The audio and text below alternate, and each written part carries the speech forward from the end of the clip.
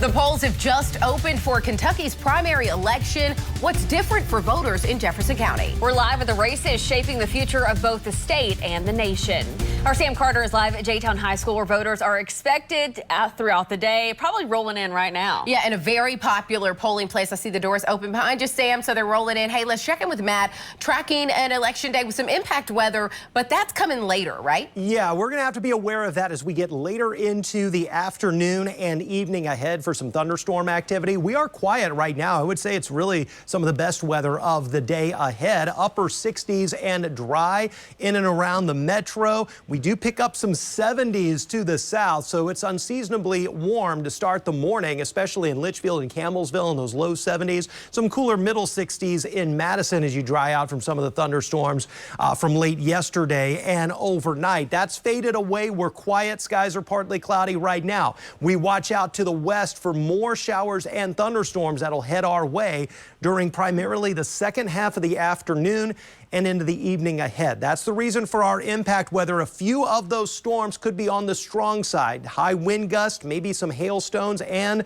some heavy downpours. When we're dry, we're hot and breezy with temperatures up near 90 degrees. So a very summer-like day fueling some of those showers and thunderstorms. We keep the impact weather tomorrow with more rain and downpours. Few thunderstorms as well, but a front's moving through, so we're turning cooler at 76 degrees Wednesday, just 70 on Thursday. And while we linger a few showers early in the day, we should be trending drier by Thursday afternoon. But that drier trend doesn't last long. I have more rain and storms, including for the Memorial Day weekend. That's in your 7-day forecast in just a few minutes. But right now, as we click over to 6:02, let's send it back to Carrie and Alex with all of our Election Day highlights. And right now, voters are deciding on big races on the ballot. In the race for county clerk, David Yates is running for re-election against Rosalind Welch. And in the Jefferson County Sheriff's race, 3 candidates are on the ballot. Chief Deputy Steve Healy, Mike Breen, and Stephen Yancey. And for the first time ever, both the mayoral race and Metro Council races are nonpartisan.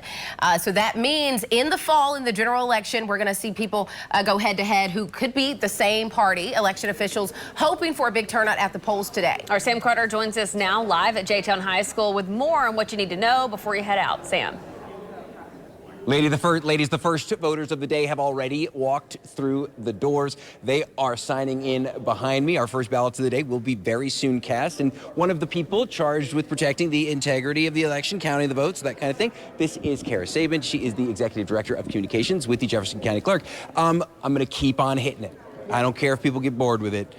Partisan elections. Explain it to me and explain what we got going on today. Okay, nonpartisan elections. This is the first time that we've had that for the mayor's race and the Metro Council race.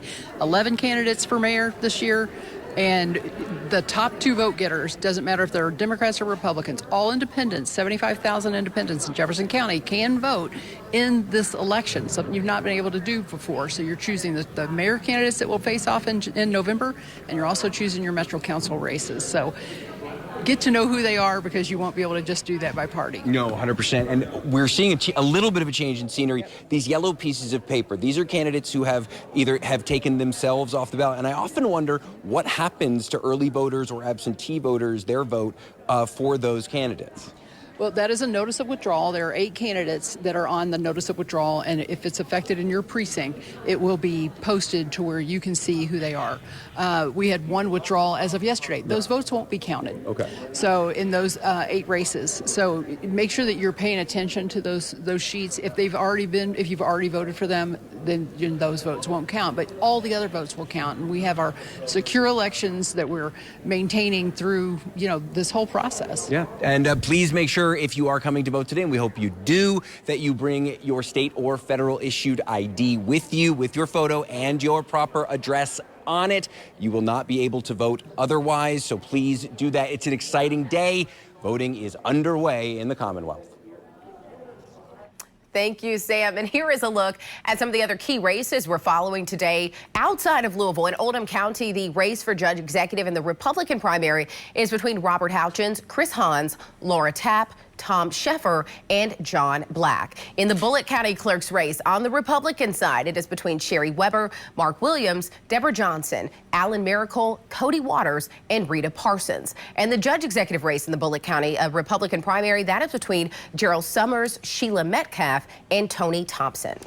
Votes cast today for Max Morley will not be counted. The former candidate filed paperwork to withdraw from the race on Monday. Morley suspended his campaign after he was caught on video taking an opposing candidate's flyer from a mailbox. He had been running to replace Daniel Grossberg as the Kentucky state representative in District 30. While Morley's name will still appear on the ballot, voters will see withdrawal notices Sam just showed us posted at 12 polling locations across the district.